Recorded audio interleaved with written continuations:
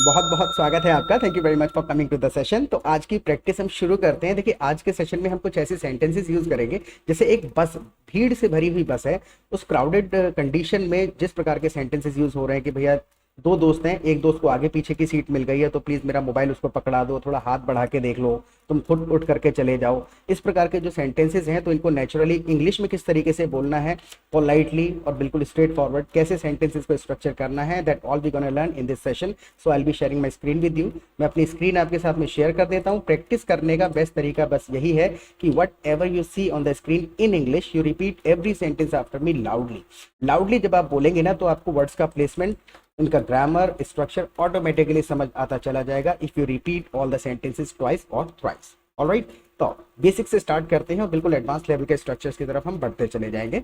ये मोबाइल उस लड़के को पकड़ा देना जरा। इसमें हम क्या कर रहे हैं, इसमें बिल्कुल फॉरवर्ड हो रहे हैं, हुक्म सा दे रहे हैं उसको, रिक्वेस्ट नहीं कर रहे हैं हम। ऑलराइट, सो ये मोबाइल उस लड़के को पकड़ा देना जरा। Pass this mobile to that boy please. Pass this mobile, pass कर देना है, pass this mobile to that boy please, यानी उस लड़के को पकड़ा देना। और अगर इसमें आप थोड़ा सा पोलाइट होना चाहते हैं, पूछना चाहते हैं, तो सिंपल इसके साथ एक लाइन और जोड़ दीजिएगा, could you pass this mobile to that boy please. Could you pass this mobile to that boy please.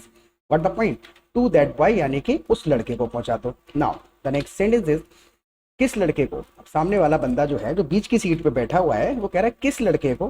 कई तरीके से कहा जा सकता है, टू विच बॉय, किस लड़के को, या फिर अगर बिल्कुल दूसरी तरीके से पूछना चाहे तो ये भी कह सकता है टू हुम, किसको, टू हुम या फिर टू विच बॉय, किस लड़के को या फिर टू हुम, किसको। नाउ द नेक्स्ट सेंटेंस, वो जिसने चश्मा पहना हुआ है। अब यहाँ पर इंडिकेशन है वो लड़का, वो जिसने चश्मा पहना हुआ है। The one who is wearing glasses, कई तरीके से इसको कहा जाता है, the one who is wearing glasses, वो जिसने चश्मा पहना हुआ है। या फिर आपको दूसरे तरीके से भी आप स्ट्रक्चर इसको कर सकते हैं, the one with the glasses. The one with the glasses, इसका मतलब यही है जिसने चश्मा पहना हुआ है। The one who is wearing the glasses या फिर the one with the glasses. और ग्लासेस में और गॉगल्स में आपको फर्क तो बेसिक है, पता ही होगा। ग्लासेस वो होते हैं जो एक्शन में ग्लास जैसे होते हैं, आर पार देखते हैं, जिसको यूजुअली डॉक्टर प्रिस्क्राइब करते हैं। नजर का चश्मा जिसको कहते हैं, दे आर कॉल्ड ग्लासेस। और जो हम धूप के लिए या किसी फैशन के लिए पहन लेते हैं अच्छा दिखने के लिए, तो वो गॉगल्स कहलाते हैं। What the point. Now the next sentence is वो मुझसे बहुत दूर है, यानी कि बीच में जो बंदा बैठा हुआ है सीट पे, वो कह रहा है वो मुझसे बहुत दूर है। He is quite far from me, he is quite far from me, मुझसे थोड़ा दूर है। अगर और ज्यादा दूर जताना है आपको कि बहुत ही ज्यादा दूर है, he is far away from me, he is far away from me, यानी कि मैं वहां तक नहीं पहुंच सकता। He is far away from me, यहाँ पर उसने हल्के में कह दिया, he is quite far from me, थोड़ा मुझसे दूर है। Now the next sentence is खुद उठ के चले जाओ और दे दो। होते ना कोई कोई लोग इस प्रकार के भी होते हैं जो कि किसी की हेल्प नहीं करना चाहते, बीच में उनको एक सीट मिल जाती है, वो अपने में मस्त होके बैठ जाते हैं सीट पे। तो वो बंदा कह रहा है खुद उठ के चले जाओ और दे दो। Now get up and hand it to him yourself, यानी कि खुद से उठ के चले जाओ और उसको दे दो। Get up and hand it to him, यानी उसके हाथ में पकड़ा दो, उसको हैंड ओवर कर दो, हैंड इट टू हिम, इसी तरीके से उसको कह दिया जाता है। Now the next sentence is मैं भीड़ में फंसा हुआ हूँ। एक चीज और है, अगर आप हमारे चैनल पे पहली बार आए हैं तो प्लीज सब्सक्राइब जरूर कर लीजिएगा, क्योंकि रोजाना क्वालिटी कंटेंट अपलोड करते हैं हम अपने चैनल पर। दूसरा, आप हमारी लाइव क्लासेस भी अटेंड कर सकते हैं हमारे एप्लीकेशन पर। तो आप हमारे लाइव सेशन में जब आते हैं, जब एनरोल करेंगे, तो दो फायदे आपको होते हैं। एक तो हम आपको अपने प्रैक्टिस ग्रुप में ऐड कर देते हैं, वहां आप दूसरे पार्टिसिपेंट्स के साथ throughout the day chatting करके, फोन पे बात करके प्रैक्टिस कर सकते हैं। You will find your kind of people there. दूसरा, लाइव सेशन में आएंगे, छोटे छोटे कंसेप्ट हैं, इन लगाऊं, एड लगाऊं, ऑन लगाऊं, रादर में क्या फर्क है, इफ कहाँ यूज होना है, ये छोटी छोटी चीजें जो बोलने से रोकती हैं, वो सारे के सारे कंसेप्ट्स 15-20 दिन में क्लियर हो जाते हैं, डाउट क्लियर हो जाते हैं, and you will start speaking English fluently and confidently. तो लाइव सेशन में जरूर आइएगा। फीस की बिल्कुल चिंता नहीं करनी है, बहुत ही मिनिमल सा अमाउंट हम चार्ज करते हैं। और अगर किसी स्टूडेंट की जेन्युइन प्रॉब्लम है, पैसे नहीं है, पैसे की वजह से रुकना नहीं है, you simply drop me a message on WhatsApp, we can discuss it over the phone. Alright, तो पैसे की वजह से नहीं रुकना है, दो काम करने हैं, सब्सक्राइब करना है और लाइव सेशन में जरूर आना है। Okay, let's get back to it now. हाँ, तुम कहां पर थे। Get up and hand it to him yourself, यानी कि खुद उठ के चले जाओ और उसको दे दो। भीड़ में फंसा हुआ हूं, सामने वाला बंदा कह रहा है कि मैं दे तो देता जाके, लेकिन मैं भीड़ में फंसा हुआ हूं। I am just stuck in the crowd, I am just stuck in the crowd, यानी कि फंसा हुआ हूं, I am just stuck in the crowd. Now उठ के जाऊंगा तो बहुत लोग परेशान हो जाएंगे, यानी कि मैं सीट पे फंसा हुआ हूं, उठ के जाऊंगा तो बहुत सारे लोग परेशान हो जाएंगे। If I walk here, situation के हिसाब से भी सेंटेंसेस को हमें बनाना पड़ता है। देखिए हिंदी में सामने वाला समझ जाएगा, हाँ, इफ आई गेट अप अगर हम वहां भी यूज कर लेंगे तो मजा नहीं आएगा, ठीक है। सो कुछ वही चीज मैं बताने की कोशिश कर रहा था, जब तक सिचुएशनल इंग्लिश को नहीं सुनेंगे ना तब तक समझ में ही नहीं आएगा कि यार इसमें रंग कैसे भरा जाए, एग्जैक्ट फीलिंग को कैसे पहुंचाया जाए। Got the point. तो बस में जब है बंदा सामने वाला क्या कहने की कोशिश कर रहा है, इफ आई वॉक हियर, उठ के जाऊंगा, many people will be disturb. If I walk here many people will be bothered, बहुत ज्यादा लोग परेशान हो जाएंगे। If I walk here many people will be bothered, मेरी वजह से बहुत परेशान हो जाएंगे लोग। तुम थोड़ा हाथ बढ़ाने की कोशिश करो। और जिससे बीच में जो बंदा है एक और रिक्वेस्ट करके देख रहे हैं, तुम थोड़ा हाथ बढ़ाने की कोशिश करो। क्यों? Try to reach out your hand, try to reach out your hand, यानी कि हाथ को थोड़ा सा और आगे तक खींच के बढ़ा देना। Try to reach out your hand. Now the next sentence is, अपने पीछे वाले अंकल से कह दो, ठीक है। अब उस बंदे को हम फोर्स नहीं कर रहे हैं कि तुम हाथ बढ़ाओ या खड़े हो जाओ, अपने पीछे वाले अंकल से कह दो। और पीछे वाले अंकल क्या करेंगे, मोबाइल उसे पास कर देंगे। अपने पीछे वाले अंकल से कह दो, अंकल मोबाइल उसको पास कर देंगे मेरे फ्रेंड को, who is sitting just behind the uncle, जो बिल्कुल अंकल के पीछे बैठा हुआ है।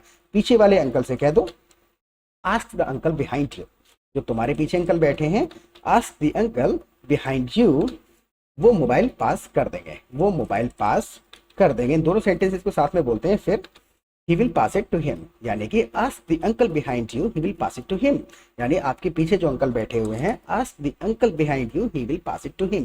ask का मतलब है रिक्वेस्ट करके देख लो, ask the uncle behind you to pass this mobile to my friend। now the next sentence is कि अंकल तो गहरी नींद में सो रहे हैं, अंकल तो गहरी नींद में सो रहे हैं, uncle is in deep sleep, uncle is in deep sleep. अब हिंदी के अगर हम सारे के सारे शब्दों को ट्रांसलेट करेंगे तो देखिए कहाँ से कंफ्यूजन पैदा हो जाता है कि अंकल इज स्लीपिंग के आगे क्या लगाऊं, गहरी नींद के लिए क्या है। तो बिल्कुल चीजों को कहने का तरीका हमको पता होना चाहिए, ना कि शब्दों को ट्रांसलेशन करने का तरीका। इन शब्दों को भले हम ट्रांसलेशन भी कर लेंगे, सेंटेंस अगर बन के तैयार हो भी जाता है तो एग्जैक्ट मीनिंग नहीं जाएगा।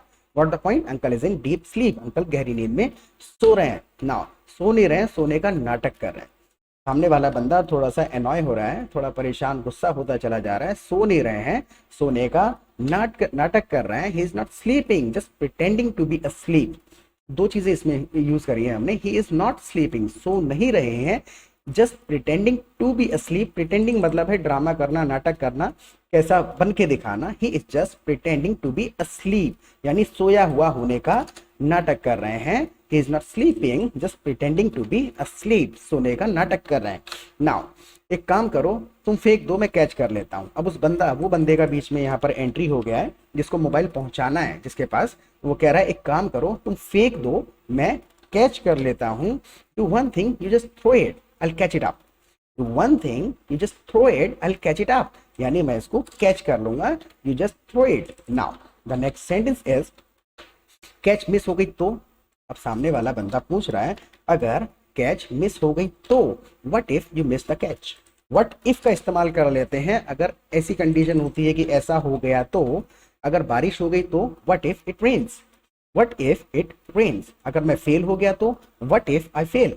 तो इस कंडीशन से, इस प्रकार के लहजे में जब हमें कोई सेंटेंस बोलना होता है तो व्हाट इफ लगा देते हैं और आगे वो सेंटेंस न्यूट्रल ही रहता है। What if you miss the catch, अगर आपने कैच मिस कर दी तो क्या, कैच मिस कर दी तो क्या हो जाएगा ना, 60,000 का नुकसान हो जाएगा, 60,000 का नुकसान हो जाएगा। अब देखिए यहाँ पर हम इसको थोड़ा सा रंग भर के बोलेंगे, इसके अंदर एम्फेसाइज करके एग्जैक्ट फीलिंग क्या है मन में।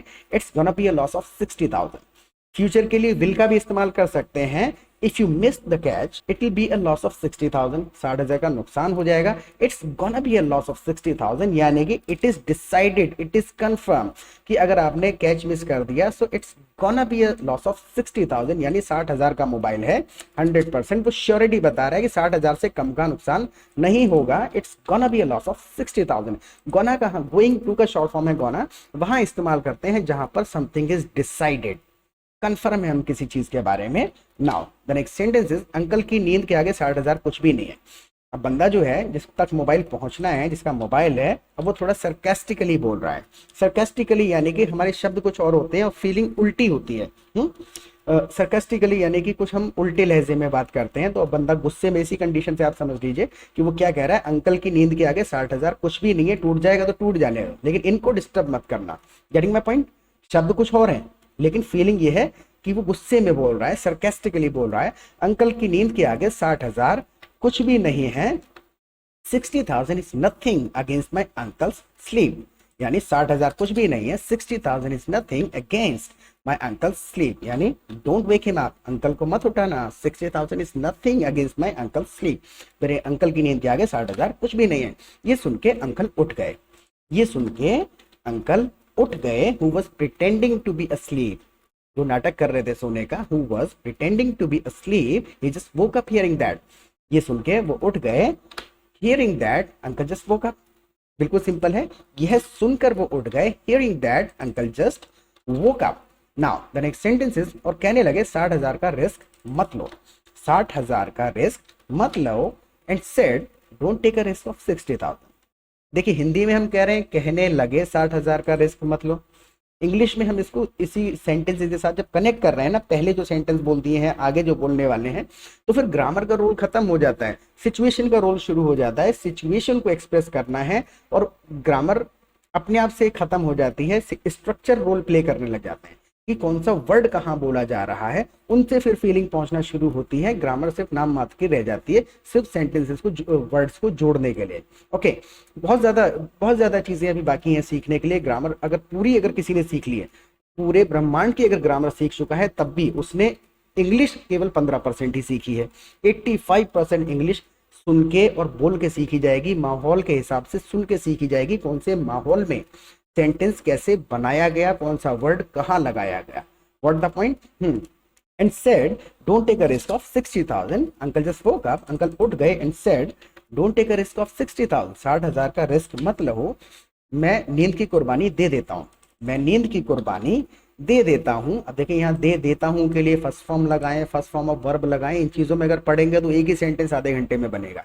अंकल सेड मैं नींद की कुर्बानी दे देता हूँ, I am ready to sacrifice the sleep, I'm ready to sacrifice the sleep, don't take a risk of 60,000, 60,000 का रिस्क मत लो, I'm ready to sacrifice my sleep, मैं नींद की कुर्बानी दे देता हूँ, बस मुझे 6,000 दे दो, यानी don't take a risk of 60,000, बस मुझे 6,000 दे दो, just give me 6,000, just give me 6,000। तो जैसे उन्होंने कहा don't take a risk of 60,000, I am ready to sacrifice my sleep, just give me 6,000, मुझे केवल 6,000 दे दो।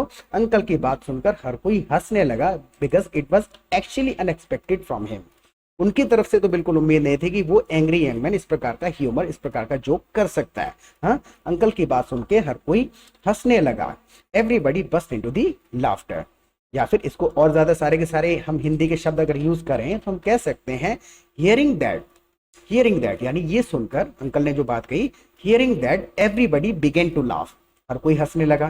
तो हमारे ऊपर डिपेंड करता है हम चीज को, किसी सिचुएशन को किस तरीके से एक्सप्लेन करना चाहते हैं, लेकिन जो जिस तरीके से हम एक्सप्लेन करना चाहते हैं हर चीज के लिए स्ट्रक्चर पता होना चाहिए। Now the last sentence is और माहौल खुशनुमा हो गया, यानी कि जो अंकल ने कहा hearing that everybody burst into the laughter, और माहौल खुशनुमा हो गया, and the atmosphere became cheerful, the atmosphere had become cheerful, became cheerful, had become cheerful, कहाँ यूज करना है, क्यों यूज करना है, ये सारी चीजें खुद से लॉजिक लग जाएगा when you will keep on watching these kind of sessions। कोशिश करें लाइव सेशन में आने की, और इन वीडियोस को आप 2-3 बार देखेंगे, खुद से लॉजिक लगता चला जाएगा, स्ट्रक्चर समझ आते चले जाएंगे। ऑलराइट, फीडबैक जरूर देना है, क्योंकि आपका फीडबैक बहुत ही ज्यादा प्रेशियस है हमारे लिए। हमें पता चलता रहना चाहिए कि जो वीडियोस हम बना रहे हैं उनसे आपको कुछ फायदा मिल रहा है, नहीं मिल रहा, पसंद आ रहा है या नहीं आ रहा है। ओके, तो फीडबैक लिखने में बिल्कुल भी आलस नहीं करना है, कमेंट सेक्शन में फीडबैक जरूर दीजिएगा। फिर मिलेंगे एक नए सेशन के साथ, टिल देन बाय।